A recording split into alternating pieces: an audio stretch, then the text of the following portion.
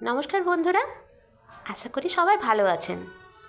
আজ আমি নিয়ে এসেছি একটি সম্পূর্ণ নতুন ধরনের রেসিপি। সেটা হলো চিকেন মহারানি। নামেই বুঝতে পারছেন এটা কতটা সুন্দর। এটা আপনি ভাত, পরোটা, লুচি, রুটি সবার সাথেই খেতে পারেন।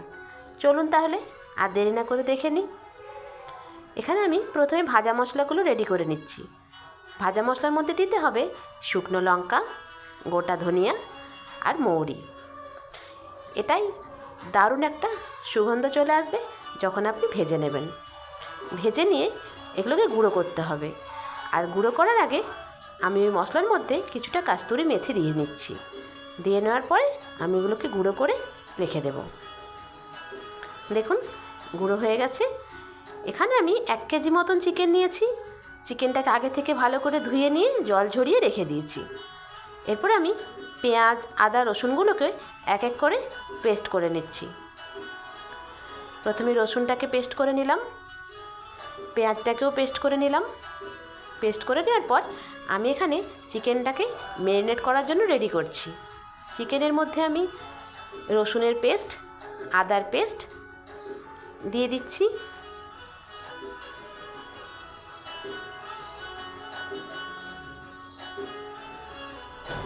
এর মধ্যেই আমি 150 গ্রাম মতো দই নিয়েছিলাম।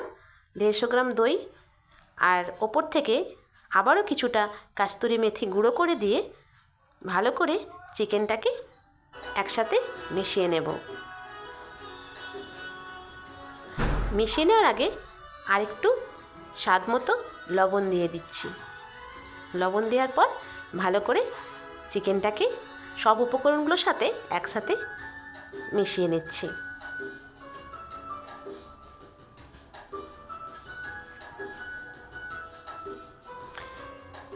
এই চিকেন মহারানি রেসিপিটি সাধারণত আমার এক বান্ধবীর কাছ থেকে শেখা। বলতে গেলে আমি রান্নার বেশিরভাগই ওর কাছ থেকেই শিখেছি। ও খুব ভালো রান্না করতে পারে।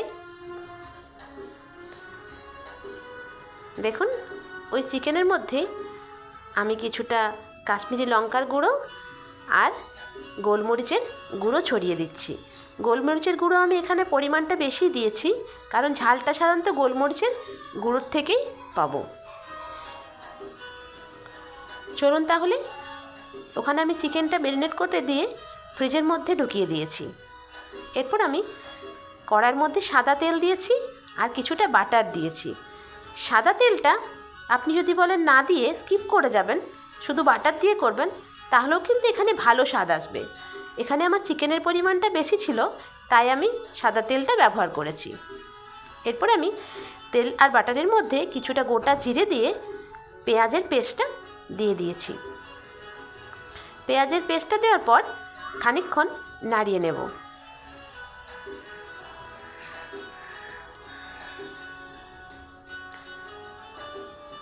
মাঝখানে একবার আমি পেঁয়াজের পেস্টটা ঢাকা দিয়ে দিয়েছিলাম।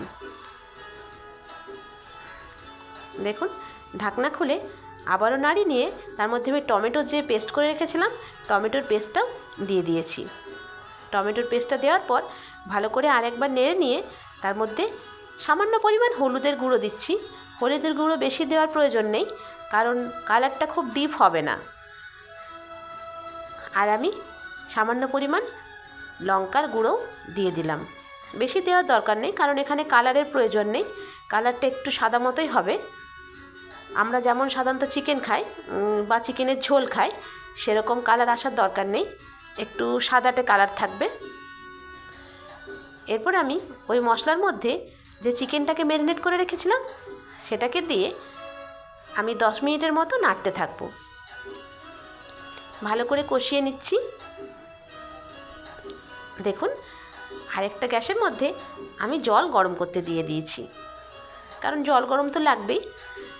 জল ঠান্ডা দিলে চিকেনের টেস্টটা অনেকটাই চলে যায়, তাই যখন আপনারা চিকেন রান্না করবেন জলটা গরম করেই দেওয়ার চেষ্টা করবেন। এখানে চিকেনটা কষাতে কষাতে একবার ঢাকনা লাগিয়ে দিলাম। ঢাকনা দেওয়ার 5 মিনিট পর আবার খুলে নেবেন। ঢাকনাটা খুলে দেওয়ার পর আবার কিছুক্ষণ কষিয়ে নেবেন। দেখুন চিকেনটার একটা আলাদা রং চলে এসেছে।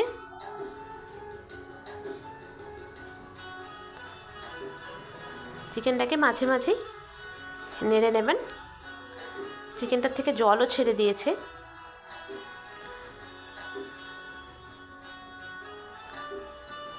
চিকেনটা যখন রান্না করবেন সাধারণত মিডিয়াম ফ্লেমে রান্না করবেন, হাই ফ্লেমে রান্না করবেন না। হাই ফ্লেমে বেশি রান্না করলে খাবারের যে স্বাদগুলো থাকে সেই স্বাদগুলোই নষ্ট হয়ে যায়, খাবারের স্বাদটা ভালো আসে না। আমি তো সবসময় চেষ্টা করি মিডিয়াম ফ্লেমেই রান্না করতে, আপনারাও চাইলে তাই করতে পারেন। চিকেনটাকে ভালোভাবে বারবার নাড়িয়ে নিতে হবে। একবার করে ঢাকনা লাগিয়ে দেবেন। 5 মিনিটের মতো ঢাকনাটা লাগিয়ে রেখে আবার ঢাকনাটাকে খুলে আবার একবার চিকেনটাকে নেড়ে নিতে হবে।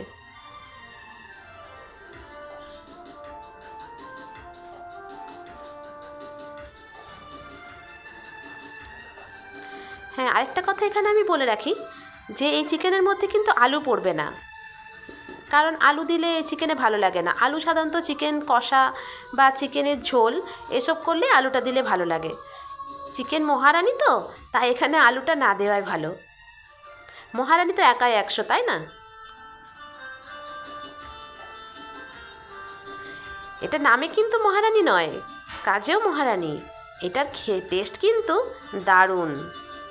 আপনারা বাড়িতে একবার বানিয়ে দেখুন, তাহলেই বুঝতে পারবেন যে মহারানির কত গুণ। দেখুন এখানে চিকেনটা প্রায় 90% রেডি হয়ে এসেছে। এরপর আমি ওই চিকেনের মধ্যে খানিকটা ফ্রেশ ক্রিম দিয়ে দিচ্ছি।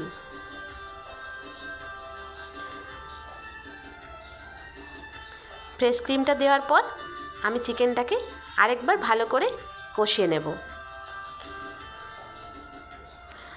আরেকটা কথা, আমি যে প্রথমে ভাজা মশলাটা গুঁড়ো করে রেখেছিলাম, সেই ভাজা মশলাটাকে এখন আমি ওপর থেকে ভালোভাবে ছড়িয়ে দিচ্ছি। ছড়িয়ে দেওয়ার পর ভালো করে চিকেনের মধ্যে মিক্স করে দিচ্ছি। ফ্রেশ ক্রিম আর ভাজা মশলা চিকেনের মধ্যে মেশানোর পর দেখুন চিকেনের কালারটাই পুরো বদলে গেল। কি ভালো লাগছে না দেখতে?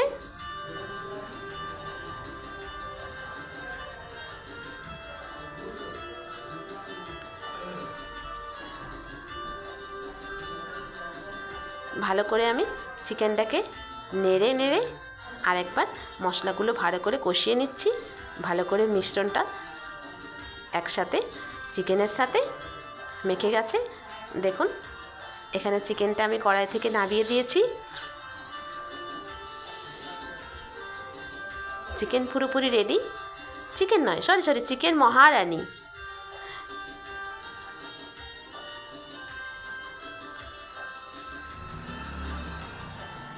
এরপরে আমি ওপরে কিছুটা গরম মশলার গুঁড়ো ছড়িয়ে দিলাম।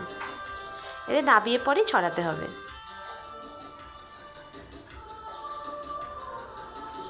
দারুণ না? রেসিপিটি যদি আপনাদের ভালো লেগে থাকে তাহলে প্লিজ আমার চ্যানেলটাকে সাবস্ক্রাইব করে দেবেন আর লাইক বাটনে গিয়ে একটা লাইক করে দেবেন। আর একবার আপনারাও বাড়িতে ট্রাই করে দেখতে পারেন।